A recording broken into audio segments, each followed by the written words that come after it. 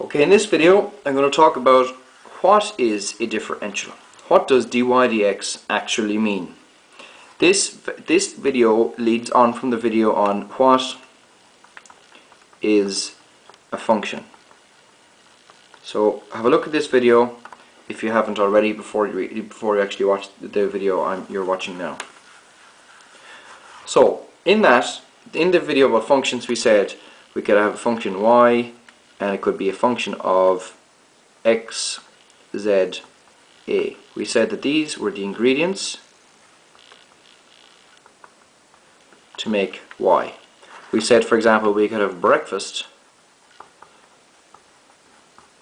being a function of milk and Frosties, like that.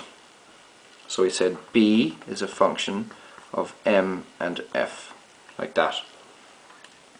So that's the first thing. Next, what does differential mean? A differential gives you a slope or a rate of change. Right? A slope or a rate of change. Well, what's a slope? Okay, well, let's just draw a very quick x and y axis or xy plane, Cartesian plane. Say I have a function like that, that's y equal to a function of x. Alright, now a slope would be how quickly it's changing, and usually you have a slope by having a tangent on it. Now I'm not going to go into describing all these things, but the slope would be the slope of your tangent, a tangent line. So it might be here, wherever it is. So by computing the derivative, you will get the slope. That's the first thing. What else? It will give you a rate of change. So that's what slope is. Slope is a rate of change. Well, like, let's look at this. If I draw a tangent here, it's pretty much straight, right? That's fine. So you might have a certain amount of whatever that slope is there. But here the slope is different, therefore the rate of change is different. Here the slope is different, so therefore the rate of change is different. Now what do we mean by the rate of change? We mean how much is one variable changing when another variable changes. So say if we have y is equal to a function of x, y is equal to 2x. Okay, so if I go x is equal to 1, that means y is equal to 2. X is equal to 2, y is equal to 4, like that. So every 1 unit I change in x, I change 2 units in the y.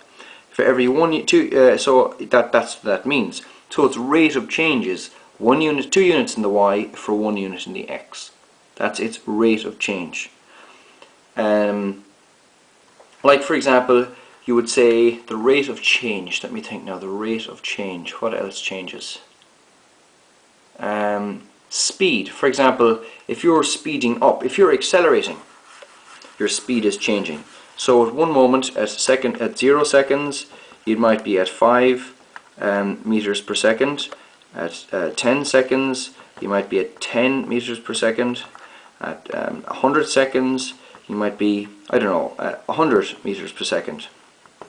Now, the rate of change would be how quickly are you changing, is your speed going up with your time. That's what the rate of change is. And if you graphed this one here, let's go ahead and see if we can graph that. Okay, I'm going to say this axis here is time, this one is velocity. Alright, so at time 0 we're at 5. We'll say this is, let's say that's 5. So we're here. At time, you can see that. At time 10 we're at 10. Where are we? At time 10 we're at 10. And at time 100 we're at 100. Like that. That's not supposed to be a straight line. I'll do that again so it's not a straight line.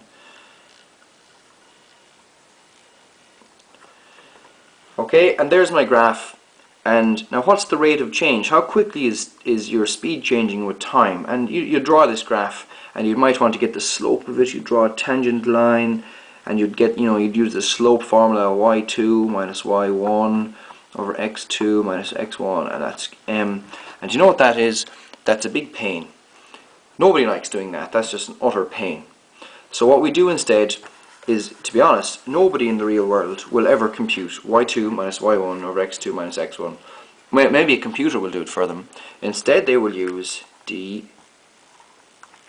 something that looks like this. d something. So how do you read it? You read this as dd, right? So for example, we'll say this. This would be d dx, d dy,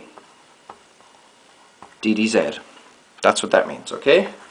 What about this? I'll tell you what they mean in a moment. dy dx, dz dA, dB dA.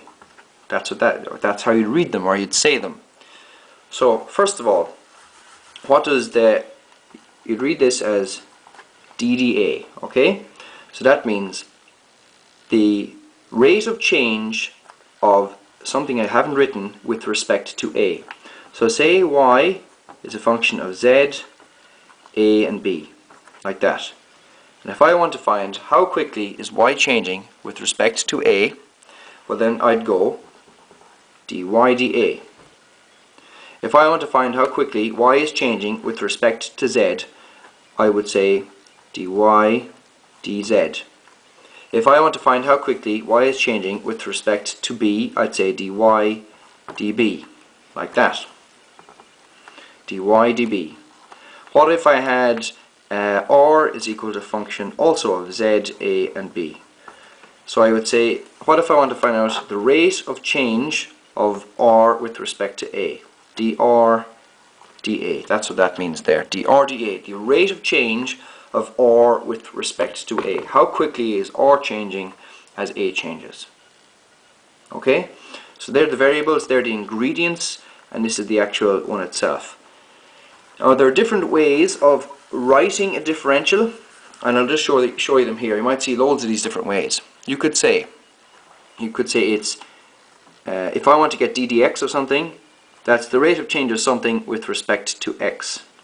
So you could write this, we'll say dy dx, okay, that's also equal to d dx of y, like that.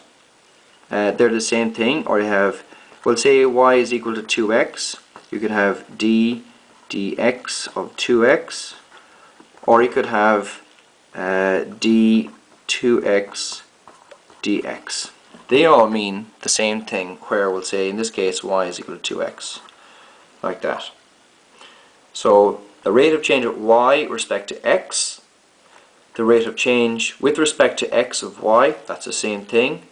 If y is equal to 2x, you say the rate of change with respect to x of 2x, the rate of change with respect to x of 2x, like that.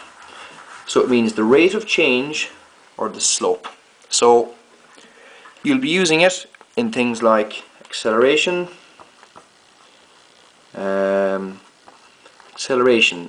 velocity, and so on. Now, look, just finally to show that these give you something real. This isn't something airy-fairy that you learn in school and never use. These things have a physical meaning. For example, we'll say position, and I'm going to say x means position, okay, and time equals t. Now the question is this: what is the rate of change of position with respect to time? Oh, I'll tell you the answer. It's speed. So dx dt is equal to speed equals v. What about the rate of change of v with respect to t? The rate of change of velocity with respect to time gives you acceleration. Now, I don't expect you to understand that. What I hope you take from this is that differentials have a physical meaning and they're used everywhere. Rates of change. The rate of change of your stock prices with respect to time. That will give you something. The rate of change of growth with respect to time. They're not all with respect to time, but if you're talking about something physical and real, you're often talking about rates of change with respect to time. You could have rates of change with respect to distance, area, you name it. You could have all of these things. So remember, a differential gives you a rate of change of something with respect to something. And it also gives you, because that's what a slope is, it gives you your slope. So look, I hope that was helpful.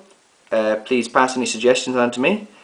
Pass this video on to your friends and subscribe to my channel, and thank you for watching.